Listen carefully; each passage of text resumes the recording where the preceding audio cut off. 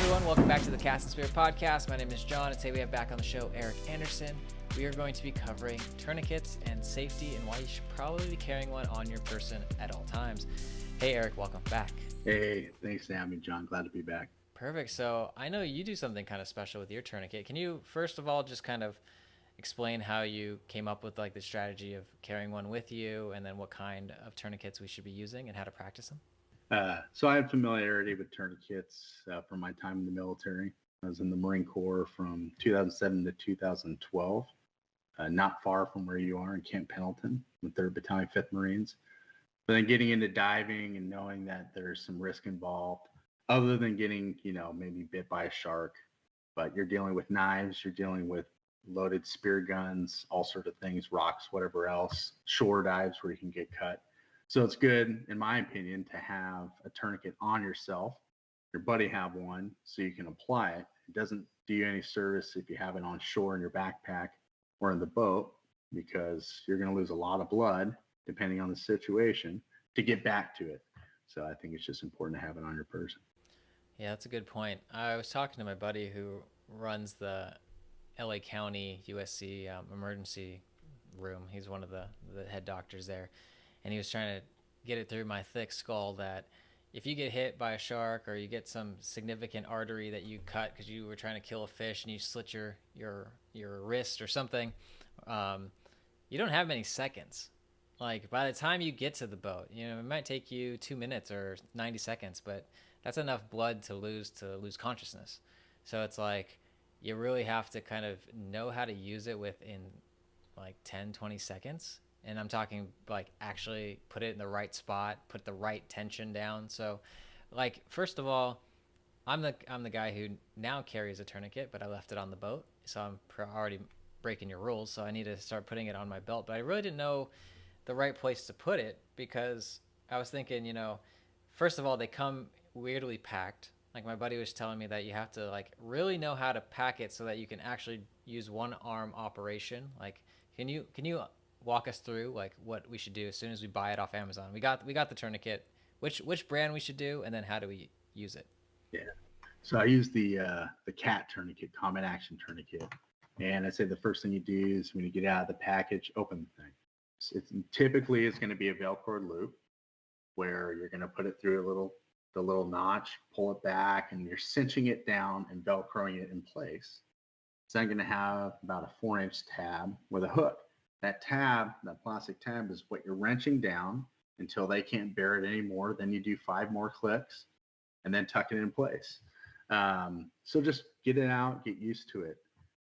Where I put it on my gear is I put it on the front of my belt, the tag end that's sticking out.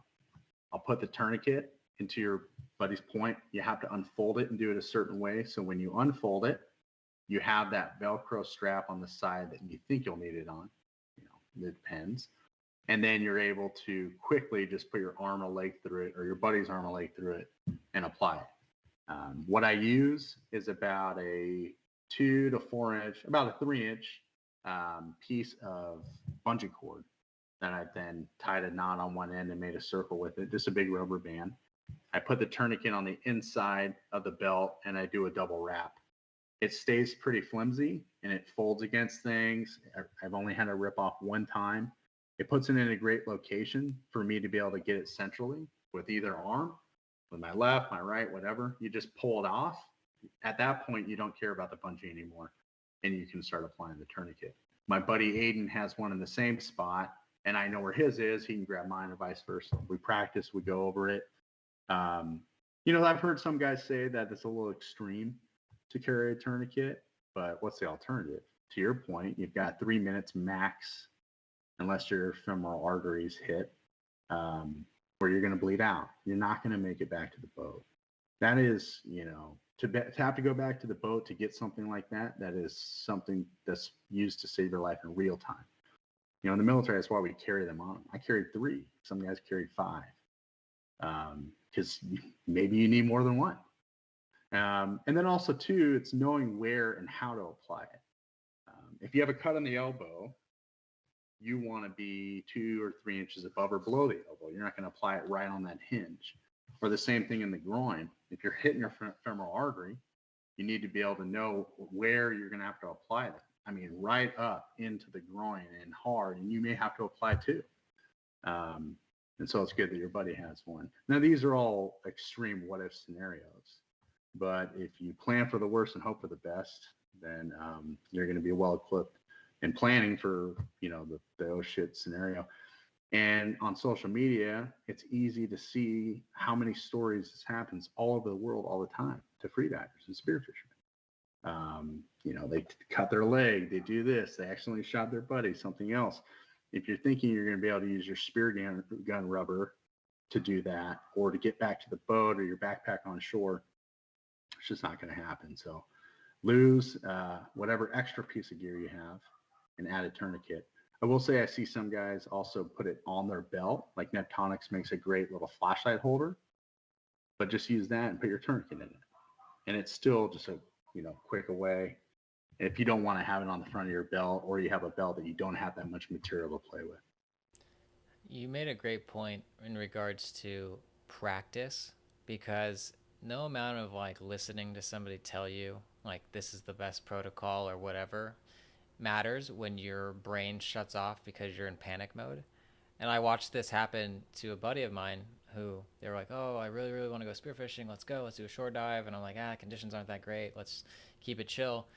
But she ended up having like a panic attack and like didn't realize that she could just drop her weight belt, right? And it's like we went over it a gazillion times, and it wasn't until I came over there, ripped the weight belt off, and I was like, I'll go get it later. But it's like you have to get the reps in, and you're not going to have, getting it off Amazon and then looking at it, putting it on your weight belt and thinking that you're safe isn't going to get the job done. You got to put it on 10 times. Like 10 times, like maybe record it and send it to somebody who actually knows how to put it on too, just to make sure you're doing it right.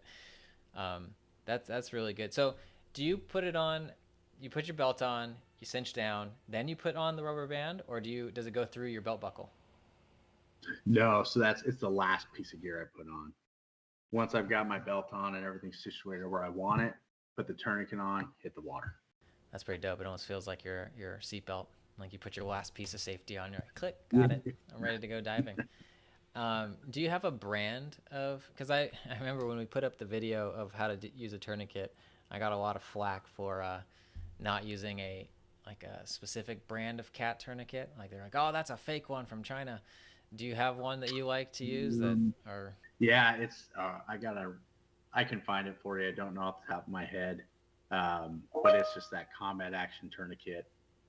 I recognize it because it's the same one I have. It's got the little gray hook over that says time, because typically you would want to write the time down that you apply the tourniquet if you're on land. You can't really do that in the water. But yeah, I can send you a link to it. Perfect. Yeah, I think that'd be helpful. I could put that in the show notes, so if you guys want to start carrying one on you, you can just pick it up off Amazon or wherever. Is there anything else about safety and tourniquets that you want to cover? Because I know you mentioned like accidents are accidents. You might not be thinking like, oh, a shark, but you can slip off and stab yourself in the leg and you're screwed. Because the thing that's crazy is where you are, right? Like say for example you're in Baja. It could be hours before you just put that in perspective. It's not just one thing to be like, oh, you got hurt and then you have to make it to the boat. You might have 6 hours before you get to where you're supposed to be, like to a hospital or medical attention. And so there's just think about the big picture of like where you are, Yeah, and what more reason to stop the bleeding? Like Big Sur, you were going to get airlifted out of there if you're in a situation where your femoral or something major artery is cut. You're not going in a car. So you got to stop the bleeding and then call for emergency services. I mean, but if you don't even have that first step to be able to handle for yourself or your buddy, I mean, you're screwed. You're in no man's land, and that's if you have cell service, right? Because a lot of Big Sur does not have cell service. A part of me is now getting like, as I get more and more into this, I'm like, oh, I need a Garmin Spot. I need all these different SOS things at this point. It's funny. 2 years ago, I bought the Garmin, the Mini InReach. Thing's awesome. Perfect. You can turn the plan on and off. You have the SOS capability. I can send text message emails, via satellite, ICOM. or iridium, I mean, to my girlfriend as she gets the email, and it gives her the location where I'm at in the island. Of course, I'm like, don't show anybody this, but Don't spot burn with the Garmin, man. Keep that thing locked down. it's cool. It's a great little safety net. If all else fails, I can send an SOS to the Coast Guard. Absolutely, absolutely. Anything else you want to cover with tourniquets? No, I think that's it. Get one, get familiar, use it, or hopefully you don't have to. Yeah, But have it on you. but know how to. All right, guys. If you want to say thanks to Eric and reach out to him, hit him up on Instagram at Eric_J Anderson. Tomorrow is our final episode. We're going to be talking a little bit more about gear and what to rock and while you go spearfishing. So dive safe. We'll see you on the next one. Bye.